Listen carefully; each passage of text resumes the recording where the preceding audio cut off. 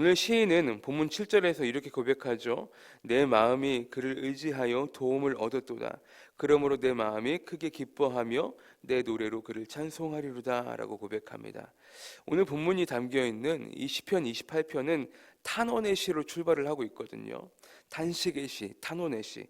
그러니까 어떠한 이유로 이렇게 고통 가운데 있는지 정확히 알 수 없으나 시인은 28장 초반에서 정말로 간절하게 하나님 앞에 부르짖고 있어요.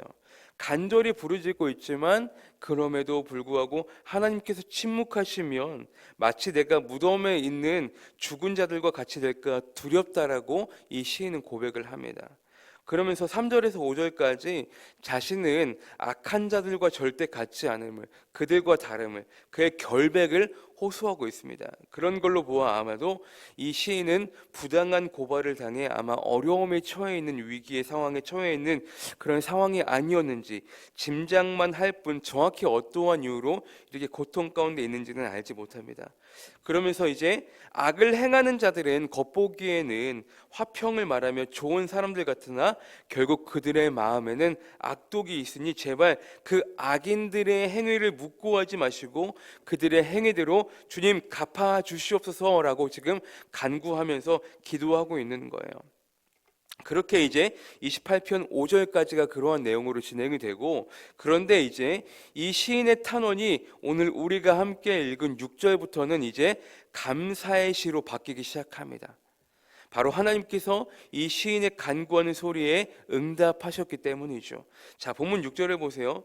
여호와를 찬송하며 내 간구하는 소리를 들으심이로다 그러죠. 들어주셨다. 그렇죠. 우리가 하나님의 때를 알지는 못하나 분명한 것은 무엇이냐? 하나님께 우리가 정말로 간구하며 부르짖으며 나아갈 때에 하나님은 반드시 응답하시는 분이 하나님이시라는 사실이죠. 우리가 지난주 새벽에도 사도행전 17장의 말씀을 가지고 함께 말씀 나누었죠. 바울이 이 베레아라는 지역에 가서 복음을 증거했을 때에 그 베레아 사람들이 어떠한 마음을 가지고 말씀을 받았다라고 했습니까? 간절한 마음으로 말씀을 받았다. 그렇죠? 우리가 하나님의 말씀을 받을 때도 간절한 마음으로 받아야 되고 하나님 앞에 구할 때도 역시 마찬가지로 간절한 마음으로 구해야 된다라는 거예요. 그래서 우리가 간구하다라는 표현을 쓰죠. 간절히 바라는 마음으로 하나님 앞에 구해야 된다라는 것이죠. 시인은 자신의 간구에 이제 응답하신 하나님을 찬양합니다. 자, 7절 보세요. 여호와는 나의 힘과 나의 방패이시니 내 마음이 그를 의지하여 도움을 얻었도다. 그러므로 내 마음이 크게 기뻐하며 내 노래로 그를 찬송하리로다. 그렇죠. 시인은 자신의 기도에 응답하신 주님으로 인해 이제 하나님께서 확실히 내 편이 되어 주셨음을 나타내셨으니, 응답해 주셨으니 내가 주님을 의지하여 큰 도움을 받았으니 내 마음이 이제 너무나 기쁘고 내 평생 주님을 나의 노래로 찬송하겠습니다 라고 이렇게 고백하고 있는 거예요. 바로 하나님께 간구했던 28편 1절 2절의 탄식의 기도가 오늘 본문인 6절과 9절에서 감사와 찬송으로 바뀌기 시작합니다. 그런데 엄밀히 따지면 하나님께서 무작정 시인의 상황을 바꾸어 놓으신 것이 아니라 시인의 간절한 기도가 하나님의 마음을 감동케 하여 바꿔주신 거라는 것이죠. 그렇죠? 그러면서 시인은 28편 1절에서 나의 반석 되신 하나님이라고 고백을 했지만 오늘 본문 7절에 가서 어떻게 고백을 합니까? 더 힘입어서 나의 힘, 나의 방패라고 부르며 8절에서 구원의 요새시라고 이제 하나님을 더 높여 찬양합니다. 여기에서 나의 힘이라는 뜻은 하나님의 주권을 의미해요. 하나님의 주권.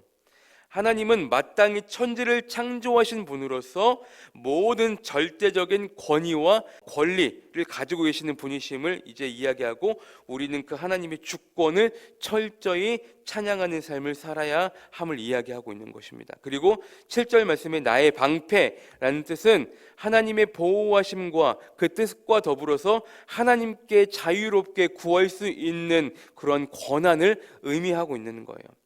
그리고 또한 8절 말씀에 그의 기름 부은 자라는 뜻이 있죠. 바로 왕을 의미하겠죠. 왕.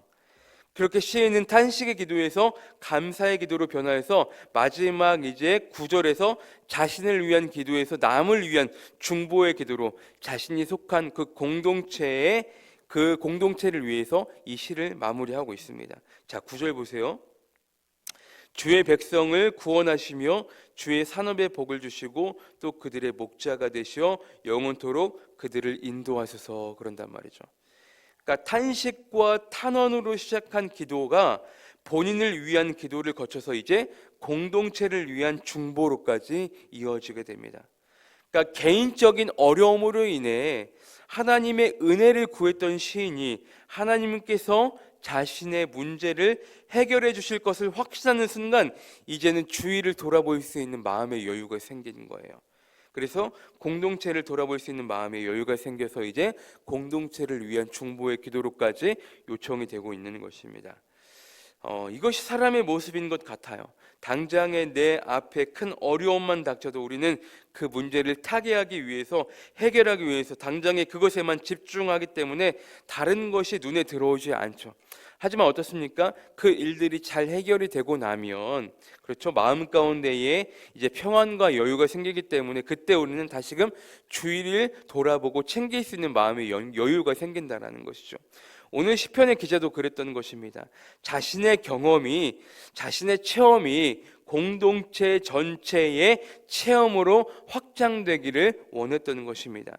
자신이 경험한 하나님, 자신이 체험한 은혜, 자신만 경험하는 것이 아니라 속한 공동체에도 함께 경험하기를 간절히 원하는 마음으로 공동체를 향한 중보의 기도를 하나님 앞에 이제 올려드림으로 이 시를 마무리하고 있는 거예요. 그러면서 9절에 보시면 그들의 목자가 되시어 영원토록 그들을 인도하소서, 그러잖아요. 잘 보세요. 그들의 목자가 되어 달라고 하잖아요. 이것은 한 연약한 인간이, 사람이 하나님께 목자가 되어 달라고 하는 거잖아요. 그러니까 하나님이 목자가 되어 달라는 것은 결국 우리가 하나님의 양임을 인정하고 고백하는 거예요.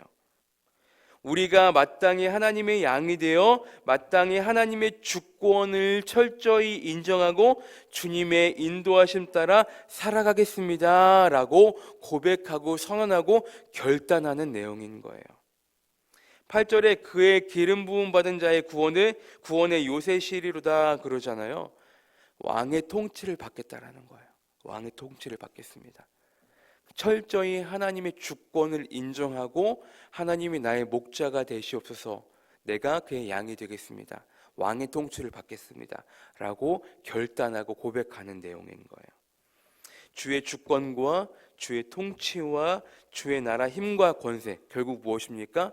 하나님의 공의. 그렇죠? 하나님의 공의. 여러분, 하나님의 공의 속에는 하나님의 사랑이 함께 포함이 되어 있는 거예요. 말씀을 마무리하겠습니다. 사랑하는 성도 여러분, 오늘 시인이 탄식의 노래로 시작을 했으나 결국 하나님의 모든 주권을 인정하고 그분께 자신의 삶을 온전히 드리겠습니다 라고 감사의 결단 그리고 중보의 기도로 이 시를 마무리하고 있습니다. 우리의 삶 가운데도요, 우리의 슬픔이 변하여 기쁨으로 바뀌실 줄 믿으시길 바랍니다.